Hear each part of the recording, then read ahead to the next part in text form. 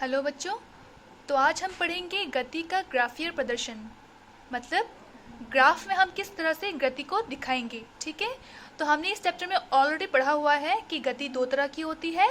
एक होता है आपका एक समान गति, जिसमें चाल, दूरी, समय सब समान होते हैं, और दूसरा असमान गति, जिसमें असमान होते हैं। ठीक है, तो हम शुरुआत करेंगे इस टॉपिक से, दूरी समय ग्राफ, आपका पेज नंबर 115 में। ठीक है, दूरी समय ग्राफ।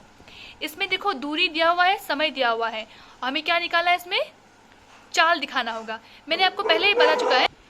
तो इसके लिए मैंने इस तरह से दो लाइन खींची, नीचे में मैंने समय दिखाया है, ऊपर वाले में मैंने दूरी दिखाया है। समय मैंने मिनट्स में दिखाया है और दूरी मैंने किलोमीटर में दिखाया है। ठीक है, जैसा कि यह एक समान गति के लिए है तो आपका समय भी बराबर होगा और दूरी भी बराबर होगा। देखो 0 से 20 तक पहुंचने में 20 का अंतर है, 20 से 40 के बीच में भी 20 का अंतर है, 40 से 60 में भी 20 का अंतर है, 60 से 80 में भी 20 का अंतर है। मतलब हर समय अंतराल में 20-20 का अंतर है, यानी कि समय आपका एक समान है। कैसे प्रूफ करेंगे, देखो 0 + 20 होता है, 20 में दोबारा 20 प्लस करेंगे तो 40 होता है, 40 में फिर 20 प्लस करेंगे तो 60 होता है, 60 में 20 प्लस करेंगे तो 80 होता है। इसका मतलब क्या, आपके हर गैप में 20-20 का फर्क है, अंतर है। अभी पता चल गया समय आपका एक समान है।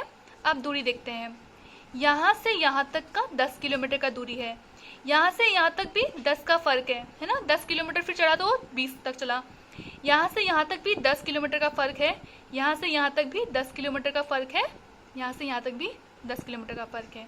कैसे पता चला, 0 + 10 करने से 10 निकलता है, 10 + 10 करने से 20 निकलता है, 20 + 10 करने से 30 निकलता है, 30 + 10 करने से 40 निकलता है, 40 + 10 करने से 50 निकलता है। मतलब इसमें 10-10 का अंतर है और इसमें 20-20 का अंतर है। तो दोनों अपने अपने में समान है। अब जब चाल बनाएंगे हम लोग, इनका जो चाल होगा, चाल भी एक समान होगा, क्योंकि यह एक समान गति के लिए हम बना रहे हैं। और आपका तो यहाँ लिखा हुआ है, एक समान चाल से गतिमान वस्तु का दूरी समय ग्राफ बना रहे हैं हम लोग, है ना। तो यहाँ प्रश्न कैसे आता है, यहाँ प्रश्न आता है एक समान चाल से गतिमान किसी वस्तु का दूरी समय ग्राफ को दिखाइए, बनाइए और उसको दिखाइए किस तरह से वो बन रहा है। ठीक है, तो आपको ग्राफ भी बनाना होगा और सॉल्व करके भी दिखाना होगा। ठीक है, हमने यहाँ समय और दूरी दिखा दिया है, हम दिखाएंगे अभी चाल। ठीक है, तो कोई चीज़ यहाँ से चल रही है और 20 मिनट में वह 10 किलोमीटर की दूरी तय करती है, तो अगले 20 मिनट में वो कितना दूरी तय करेगी, फिर से 10 किलोमीटर की ही दूरी तय करेगी। क्यों, क्योंकि यह एक समान गति है, तो सब समान होना चाहिए। तो अगर पहला शुरुआत उसने 10 किलोमीटर तक किया तो दूसरा शुरुआत भी वो 10 किलोमीटर तक ही करेगी। तो अगले 20 मिनट में, यानी कि 40 मिनट में वो फिर से और 10 किलोमीटर तक चली, अगले 20 मिनट में फिर से 10 किलोमीटर तक वह चली, अगले 20 मिनट में फिर 10 किलोमीटर तक वो चली। ठीक है, तो यहाँ एक स्ट्रेट लाइन बन रहा है इस तरह से, तो हम इसको ज्वाइन कर देंगे। तो हमने यहाँ ज्वाइन कर दिया। अब हमें देखो यहाँ से यहाँ तक का जितना चाल होगा, ये लाइन क्या दिखा रही है, ये लाइन दिखा रही है हमारा चाल। तो यहाँ से यहाँ तक जितना चाल होगा, यहाँ से यहाँ तक चलने में भी उतना ही चाल लगेगा, यहाँ से यहाँ तक चलने में भी उतना चाल लगेगा, और इस पॉइंट से इस पॉइंट तक चलने में भी उतना ही चाल लगेगा, क्योंकि यह एक समान गति है। तो समय अंतराल भी सेम है, दूरी भी सेम है और चाल भी बराबर है, सब सेम है। ठीक है, अब हमें पता है कि चाल तो एक समान ही है, समान है, लेकिन उसका वैल्यू कितना है। अब दूरी का वैल्यू तो हमें पता है, सब में 10 का अंतर है तो दूरी 10 किलोमीटर होगा। समय भी पता है, सब में 20-20 का अंतर है तो 20 मिनट ही हमारा समय है। लेकिन चाल कितना है, यह पता है कि यह तो सब बराबर है, लेकिन है कितना, तो ये पता लगाने के लिए हम क्या करेंगे, कोई भी एक अंतराल ले लेंगे समय का, कोई भी एक अंतराल, या तो 20-40 ले लो, या 40-60 ले लो, या 60-80 ले लो, या आप ये भी ले सकते हो।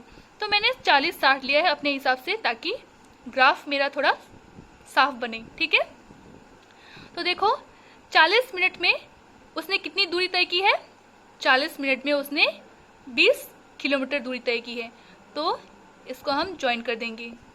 ठीक है, तो पहला हमने देखा ये, तो इसको दे देंगे T1 नाम, पहला समय हमने इसको देखा और पहला दूरी इसने क्या तय किया, ये वाला, इसको हम S1 दे देंगे नाम। ठीक है, फिर दूसरा वाला देखते हैं। दूसरा वाला 60 मिनट में उसने कितना दूरी तय किया, 60 मिनट में 30 किलोमीटर दूरी किया। तो हम इसको ज्वाइन कर देंगे। कर दिया ज्वाइन। तो इस पॉइंट को हमने नाम दिया A, और इस पॉइंट को जहां 60 मिनट में वो 30 किलोमीटर चल रहा है उसको नाम दिया B, और इसको दिया T2। ये दूसरा समय था हमने जो देखा, और यहाँ पे दूसरा दूरी था जो हमने देखा। ठीक है, अब ये जो है समय अंतराल, इसका कितना वैल्यू है, 20 है, क्योंकि हमने पता लगाया कि 40 से 60 के बीच में 20 का अंतर है। तो कैसे निकालेंगे हम लोग, डायरेक्ट भी लिख सकते हैं 20, क्योंकि हमें पता है, देख के पता चल रहा है, या फिर T2 माइनस T1 करने से भी 20 निकलेगा। 60 से 40 घटा देंगे तो 20 निकलेगा। वैसे ही इसमें 30 से 20 घटा देंगे तो 10 निकलेगा, है ना। तो आप देखो, वो हम बाद में करेंगे। हमने ज्वाइन कर दिया, पहले समय से पहले वाली दूरी को ज्वाइन किया, दूसरे वाले समय से दूसरे वाली दूरी को ज्वाइन कर दिया। आप देखो, जो ये पॉइंट है AB, ये पॉइंट है हमारा चाल, हम निकालेंगे। लेकिन ये AB इसके बराबर भी होगा, इसके बराबर भी होगा। ठीक है, तो देखो ये दो पॉइंट एक साथ कहाँ मिल रही है, यहाँ से अगर मैं इसको लंबा खींच दूँ तो देखो ये दोनों पॉइंट, ये AB पॉइंट यहाँ मिल रही है ना, एक साथ मिल रही है, यहाँ पे जॉइंट हो रही है। तो इस पॉइंट को भी अगर मैं नाम दे दूँ C, तो देखो यहाँ एक त्रिकोण बन रहा है ना, एक ट्रायंगल यहाँ पे बन रहा है, आपका बन रहा है ABC ट्रायंगल। देखो इस तरह से ट्रायंगल बन रहा है, ABC बन रहा है यहाँ पे। तो हमें यहाँ पे ये पता है कि AB हमारा यहाँ पे चाल है। ठीक है, AC किसके बराबर है, AC हमारे T2 माइनस T1 या फिर सिंपली T समय के बराबर है। और BC किसके बराबर है, देखो S2 माइनस S1 या फिर सिंपली S के बराबर है।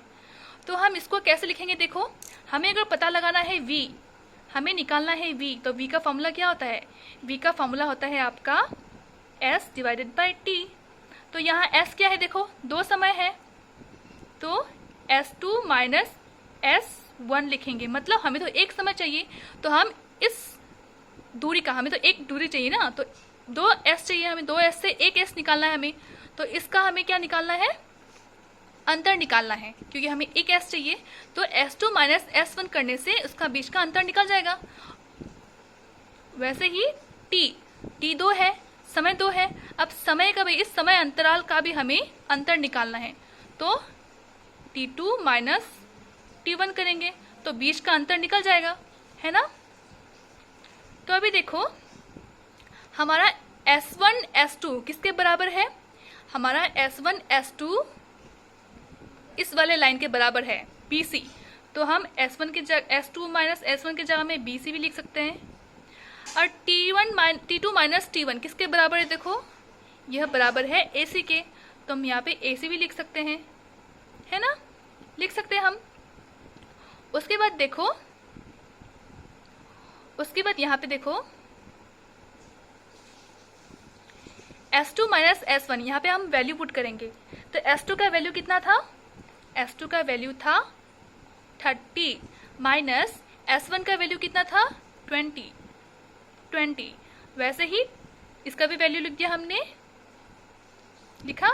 इसको सॉल्व करो, कितना निकलता है, इसको सॉल्व करने पर निकलता है हमारा 10/20। यह आपका क्या था, दूरी था, किस में था, किलोमीटर में था। यह आपका समय था, किस में था, मिनट्स में था, है ना। तो किलोमीटर और मिनट, तो इसको 0 0 काटो, 2 से 1 को डिवाइड करो तो निकलता है 0.5। ये किलोमीटर और ये मिनट पर सेकेंड, मतलब नीचे में है ना ये, इसलिए पर सेकेंड। तो ये हमारा निकल गया चाल।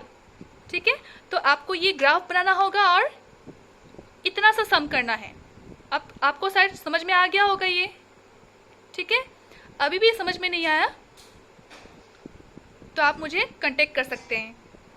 ठीक है, तो यहाँ सबसे पहले हमने समय और दूरी का इस तरह से ग्राफ बनाया जिसमें हमने चाल दिखाया। फिर हमने कोई एक समय अंतराल ले लिया जिसको हमने T1 T2 नाम दिया, देखा कि वो कहाँ कितना मतलब दूरी तय कर रही है, उसको हमने नाम दे दिया S1 S2।